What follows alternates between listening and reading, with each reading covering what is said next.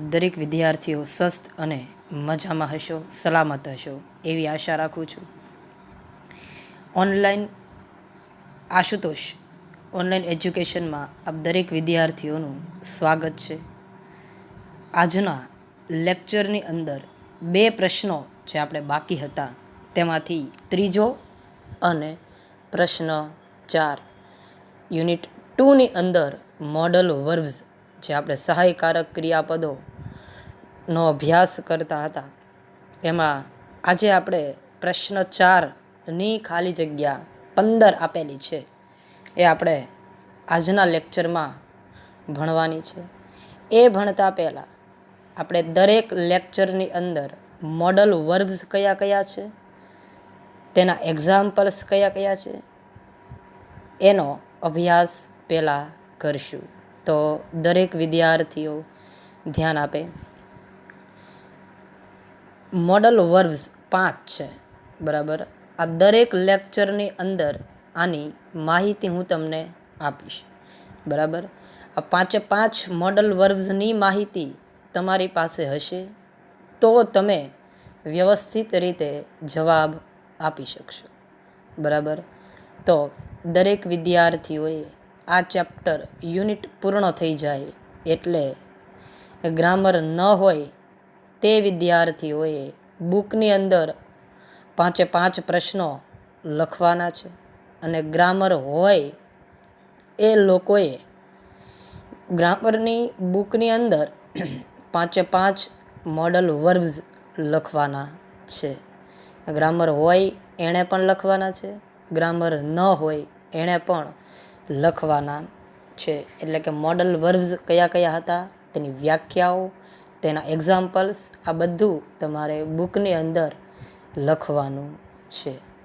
તો વિદ્યાર્થીઓ એટલી નોંધ રાખશો તમે, બરાબર. આની પછી આપણે ગ્રામરની અંદર એક જ યુનિટ બાકી રહેશે, બરાબર.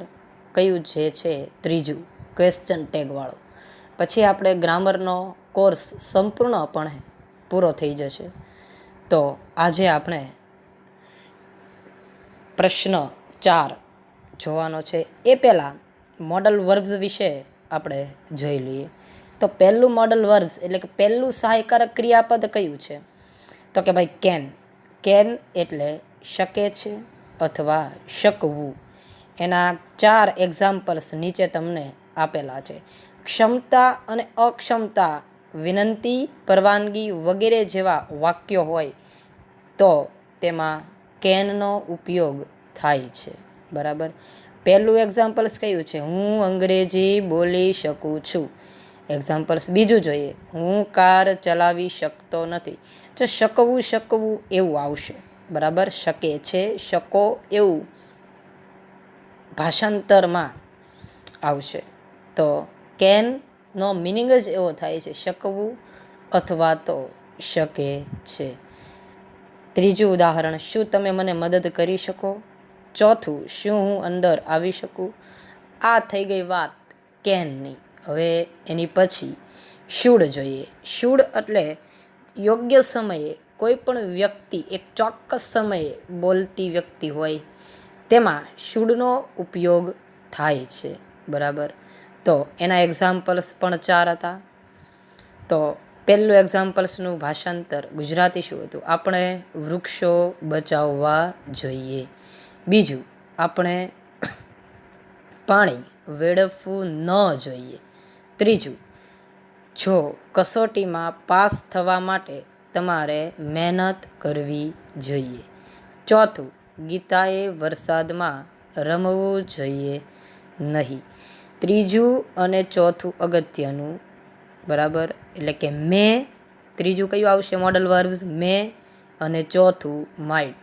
આ બંને તમને ત્રીજું, ચોથું અને પાંચમું મસ્ટ પણ આ 3 5માંથી 3 વ્યવસ્થિત રીતે તમારે યાદ રાખીને પાકા કરી લેવાના છે. ફરીવાર કહું છું, 3, 4 અને 5, મેં, માઇટ અને મસ્ટ. આ 3ની ખાલી જગ્યાઓ પૂછાય છે.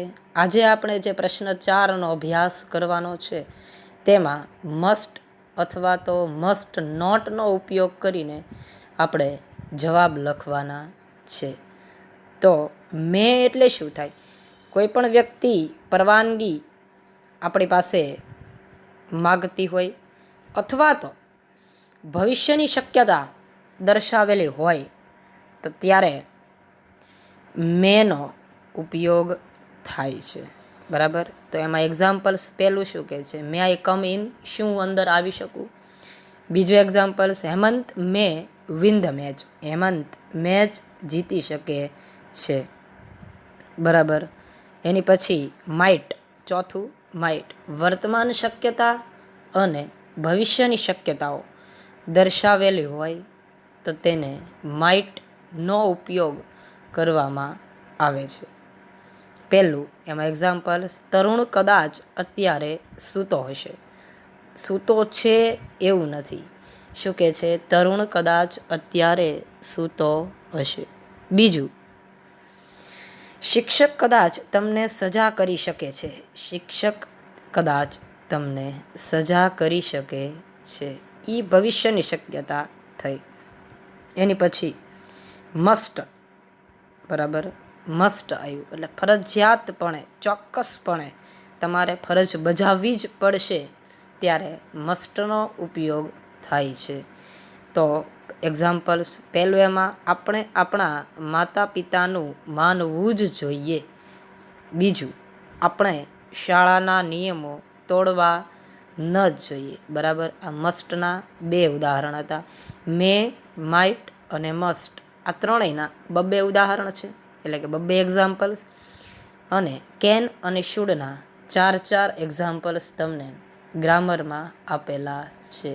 દરેક વિદ્યાર્થીએ આ યુનિટ શરૂ કરતાં પહેલાં આ એક પેજ નંબર 7 છે એ વ્યવસ્થિત ગોખી નાખવાનું છે. પાક્કું વ્યવસ્થિત યાદ કરી લેવાનું છે. તો તમને 1 થી 5 પ્રશ્નોની ખાલી જગ્યાઓ છે તે આવડશે, બાકી આવડશે નહીં.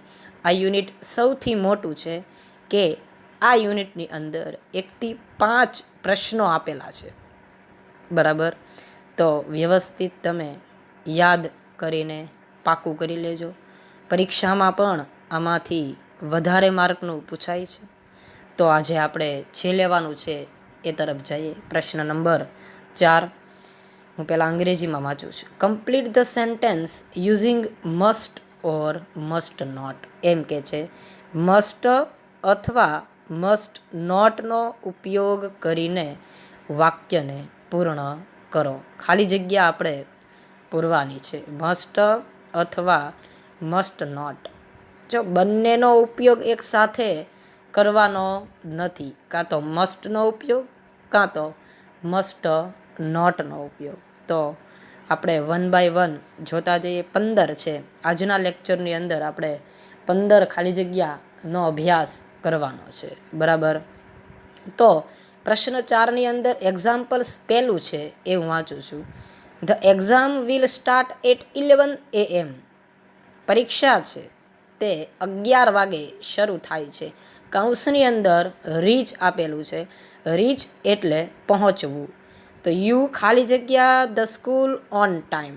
તો આપણે ફરજિયાત સ્કૂલે પહોંચી જવું જોઈએ. તો એમાં શું આવશે? મસ્ટ આવશે.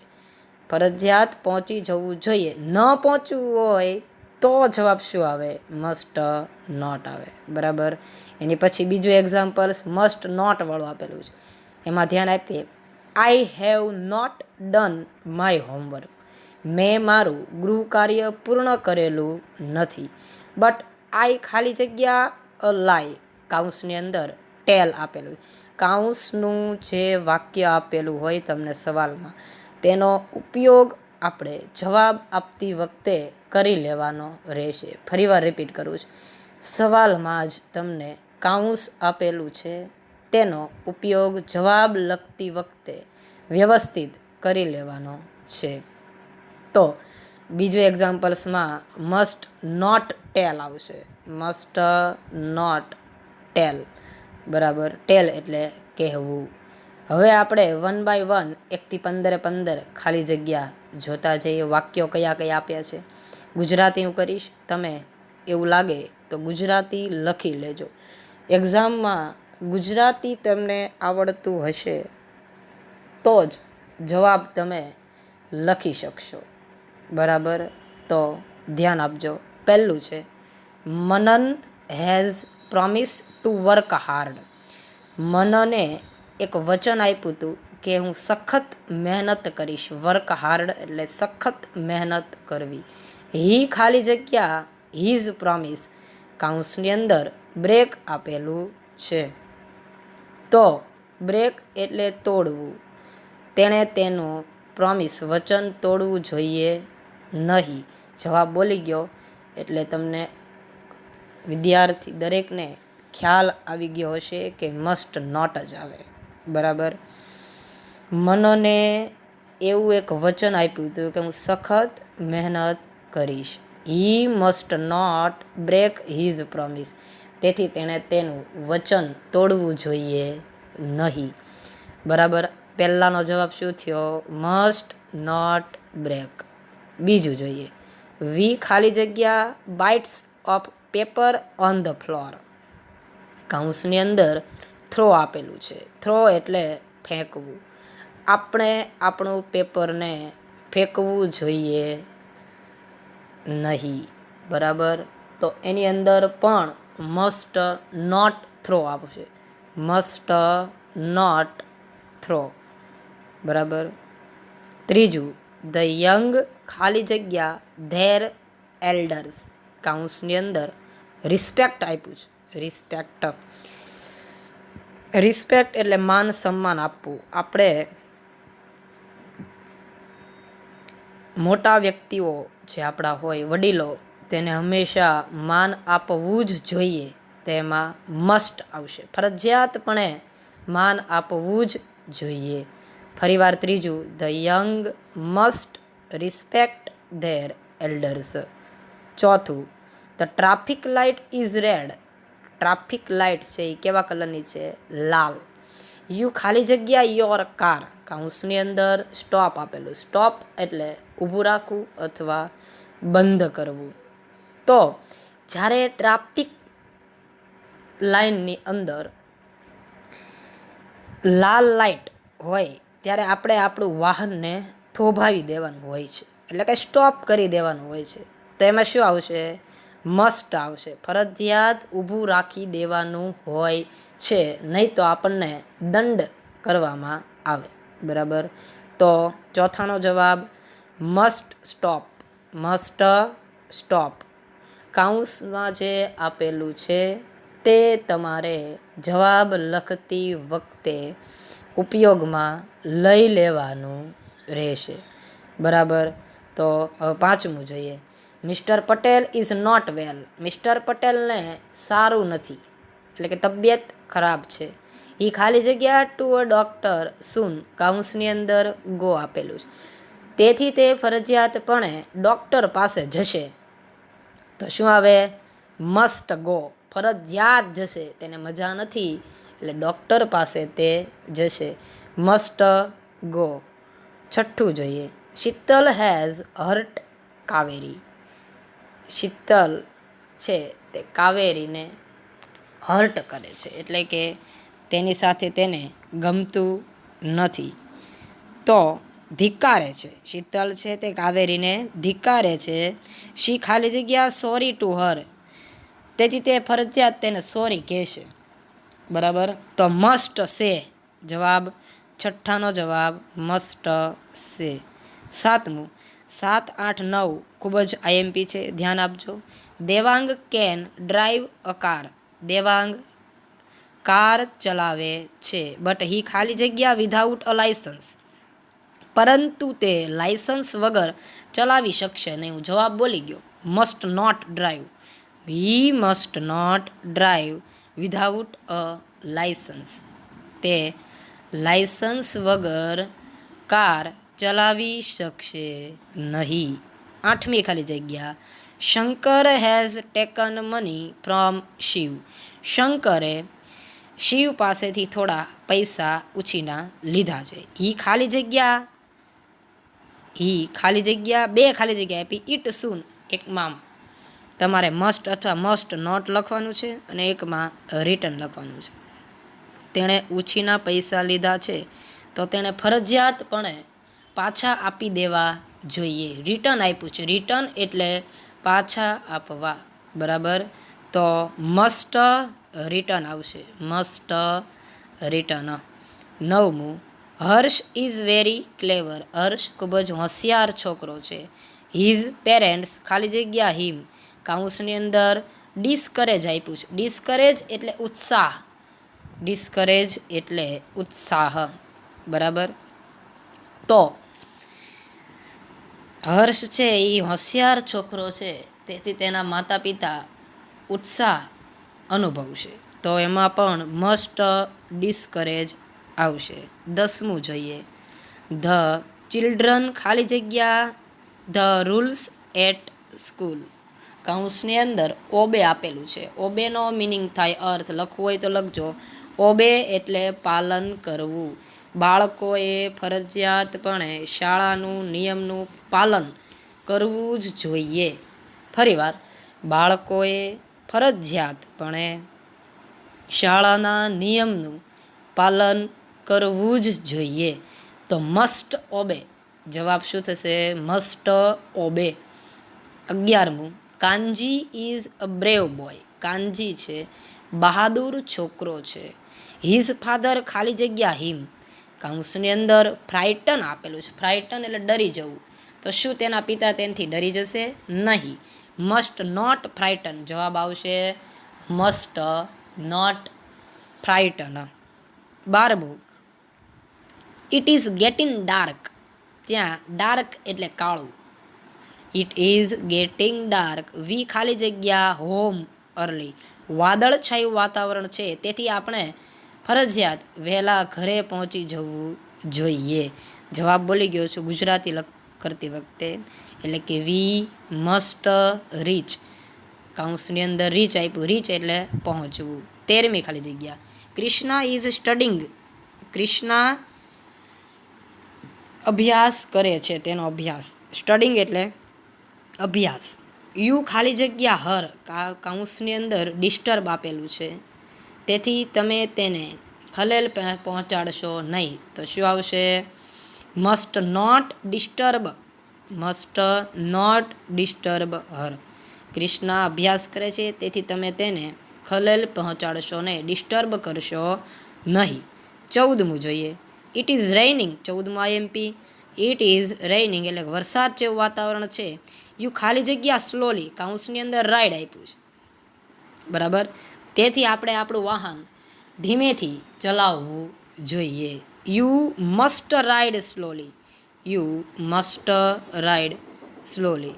15મું જોઈએ, the train is about to leave. Train છૂટી ગઈ છે. વી ખાલી જગ્યા walk fast to catch the train. આપણે ફરજિયાત પ્રમાણે તેને પકડી લેવી જોઈએ. મસ્ટ વોક આવશે, બરાબર. તો દરેક વિદ્યાર્થીઓને આ સમજાઈ ગયું છે. ફરીવાર રિપીટ કરું છું, 1 થી 15 15ના હું ખાલી જવાબ બોલી જાઉં છું. પહેલાની અંદર જવાબ આવશે મસ્ટ નોટ બ્રેક. બીજાનો જવાબ મસ્ટ નોટ થ્રો. ત્રીજાનો જવાબ મસ્ટ રિસ્પેક્ટ. ચોથાનો જવાબ મસ્ટ સ્ટોપ. પાંચમાનો જવાબ મસ્ટ ગો. છઠ્ઠાનો જવાબ મસ્ટ સે. સાતમાનો જવાબ મસ્ટ નોટ ડ્રાઈવ. આઠમાનો જવાબ મસ્ટ રિટર્ન. 9મું મસ્ટ ડિસ્કરેજ. 10મું મસ્ટ ઓબે. 11મું must not frighten, must not frighten. 12માનો જવાબ મસ્ટ રીચ. 13મું મસ્ટ નોટ ડિસ્ટર્બ. 14મું મસ્ટ રાઇડ. 15મું અને છેલ્લું મસ્ટ વોક. વધારે પડતો જવાબ મસ્ટવાળામાં આવે છે. તમારે કાં તો મસ્ટથી જવાબ આપવાનો છે અને કાં તો મસ્ટ નોટથી આપવાનો. મસ્ટ એટલે તમને સમજણ આવી ગઈ છે કે ફરજિયાતપણે ફરજ બજાવવાની હોય ચોક્કસપણે કે આપણે આપણા નિયમનું પાલન ફરજિયાત કરવાનું જ છે, ત્યારે શું આવે? મસ્ટનો ઉપયોગ થાય છે. તો આજના લેક્ચરની અંદર આપણે જે કાંઈ ભણ્યા એટલે કે પ્રશ્ન નંબર 4 તમારે વ્યવસ્થિત રીતે પાકું યાદ કરી લેવાનું છે. પરીક્ષાની દ્રષ્ટિએ પેપરની અંદર જ્યારે તમારી પરીક્ષા લેવામાં આવશે ત્યારે આ યુનિટમાંથી વધારે માર્કનું પૂછાશે જ, વધારે માર્કનું પૂછાશે જ. એટલે આ યુનિટ સૌથી મોટું છે. જ્યારે ઓફલાઈન લેક્ચર આપણા શરૂ કરશે ત્યારે આપણે આ યુનિટ જે છે એનું રિવિઝન તમે કહો તો આપણે કરી નાખશું. 1-2 વખત રિવિઝન કરશું, બરાબર, 1 વખત ટેસ્ટ લેશું, એટલે તમને દરેક વિદ્યાર્થીને આ યુનિટ સમજાઈ જશે, બરાબર. પરીક્ષાની દ્રષ્ટિએ ખૂબ જ આઈએમપી યુનિટ છે, આ સૌથી મોટું યુનિટ છે. વ્યવસ્થિત 1 થી 5 મોડલ વર્બ્સ એટલે કે સહાયકારક ક્રિયાપદો જો તમને આવડે તો તમને 1 થી 5 પ્રશ્નો આવડશે, બરાબર. આજના લેક્ચરની અંદર આપણે એટલું રાખવાનું છે. હવે પછીનો લેક્ચર જ્યારે આવશે ત્યારે એક જ પ્રશ્ન બાકી છે, જે છે પ્રશ્ન નંબર 3. મે અને માઇટનો ઉપયોગ કરીને ખાલી જગ્યા આપણે પૂરવાની છે. તો you are all the student safe and healthy at your home, બરાબર. તો આજે આપણો આ લેક્ચર પૂર્ણ કરીએ છીએ. દરેક વિદ્યાર્થીને સમજાઈ ગયું હશે એવી આશા રાખું છું. Thank you.